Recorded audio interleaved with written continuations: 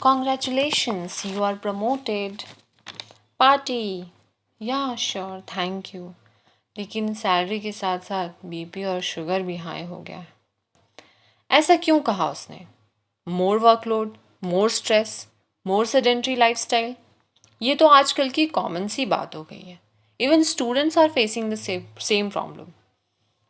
Stress को कैसे manage करें, एक्सरसाइजेस कौन सी करें, डाइट में क्या कंट्रोल करें, ये सारी चीज़ें हम डिटेल में देखेंगे इस वीडियो में।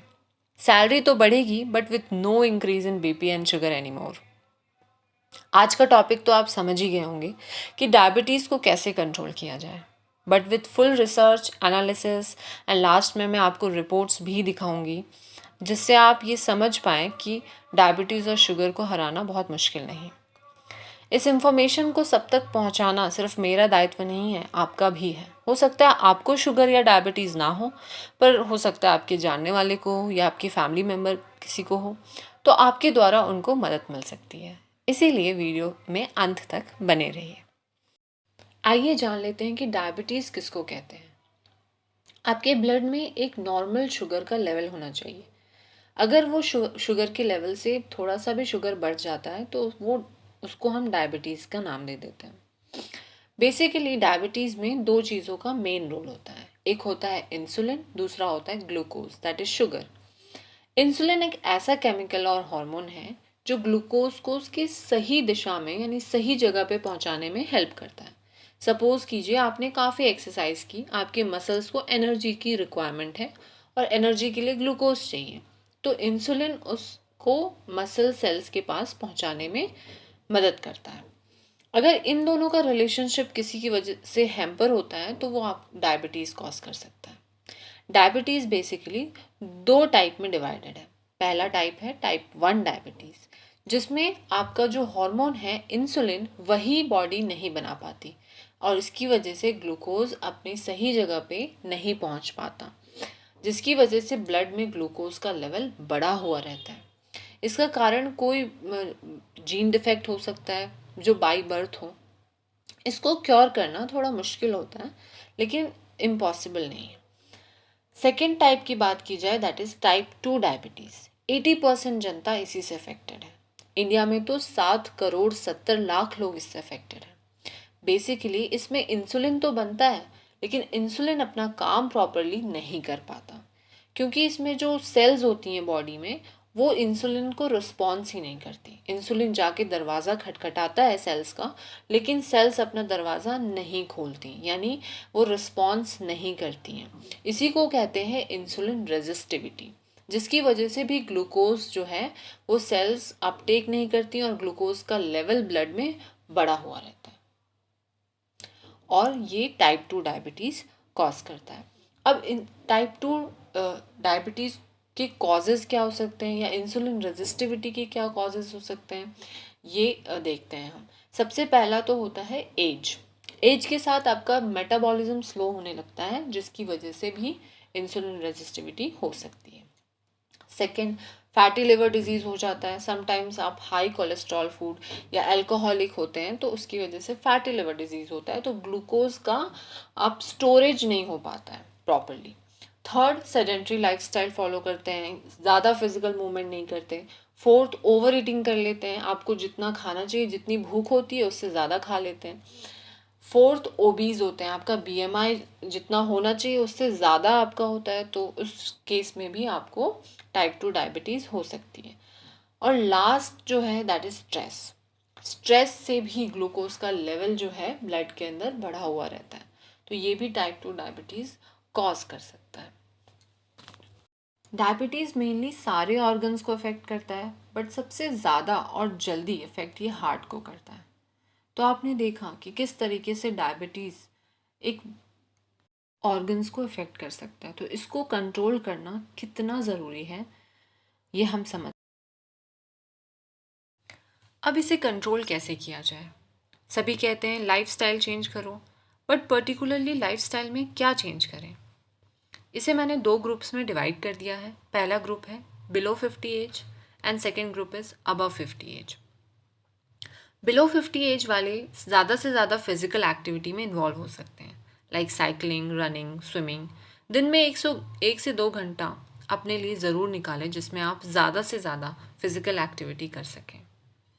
सेकेंड, आप सुबह मॉर्निंग में उठने के बाद एक वार्म वाटर में लेमन या जिंजर डाल के आप ले सकते हैं। ये बेसिकली आपके मेटाबॉलिज्म को फास्ट करने में आपकी हेल्प करेगा। ये वाला जो काम है ये दोनों एज ग्रुप कर सकते हैं। It is common for both age groups. अब जिंजर और लेमन ही क्यों?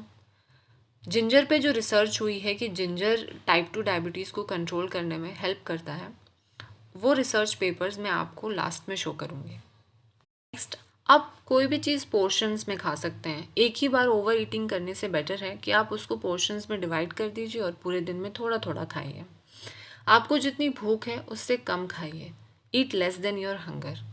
सारे स्टेप्स फॉलो करके बिलो 50 एज वाले अपने हाइपरग्लाइसीमिया को या हाई शुगर लेवल को कंट्रोल कर सकते हैं। अब अबव 50 एज वाले क्या कर सकते हैं?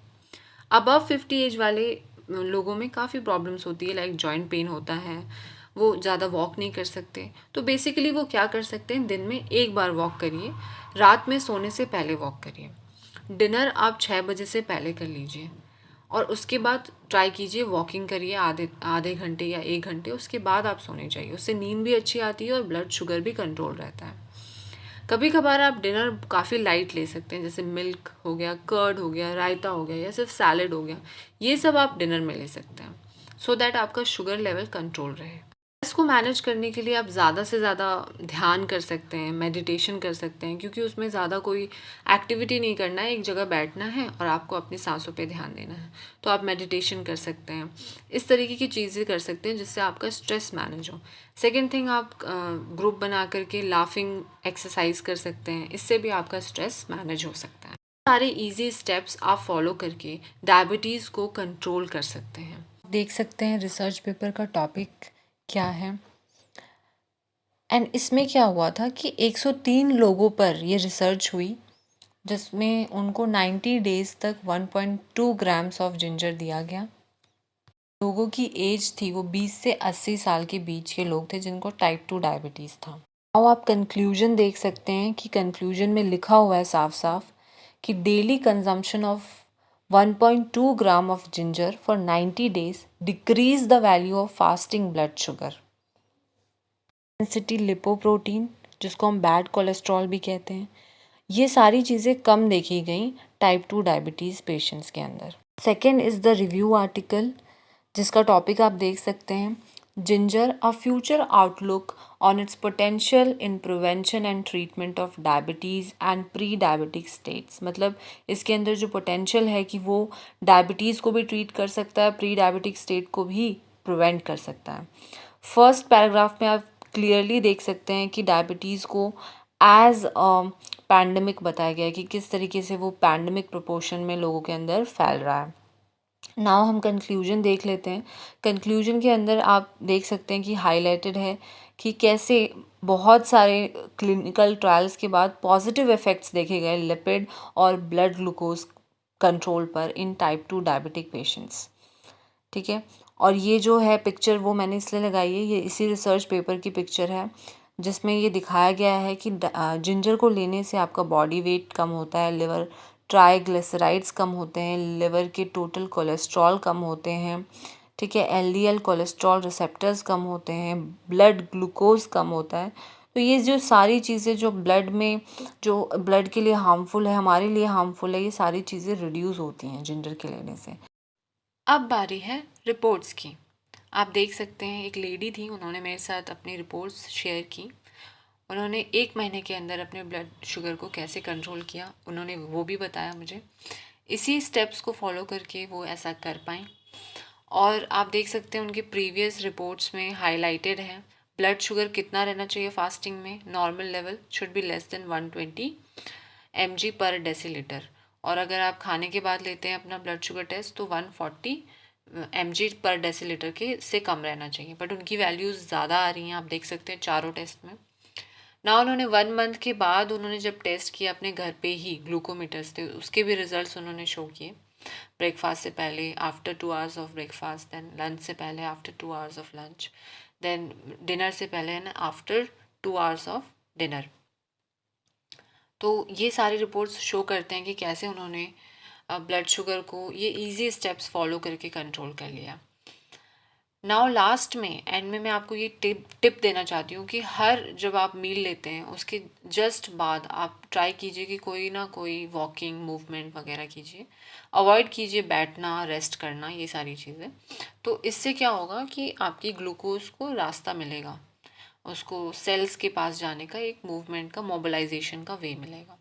नेक्स्ट टिप ये देना चाहती हूँ कि डिनर आप लाइट लीजिए और हो सके तो जल्दी कर लीजिए। और अगर आप चाहते हैं कि मैं आपकी जागरूकता की माध्यम बनती रहूं, तो आप इस चैनल को लाइक, शेयर एंड सब्सक्राइब कर सकते हैं, ताकि भविष्य में ऐसी ही आने वाली हर जानकारी का आप लाभ उठा सकें। मेरे साथ अंत तक बने रहने के लिए आप सभी का बहुत बहुत धन्यवाद।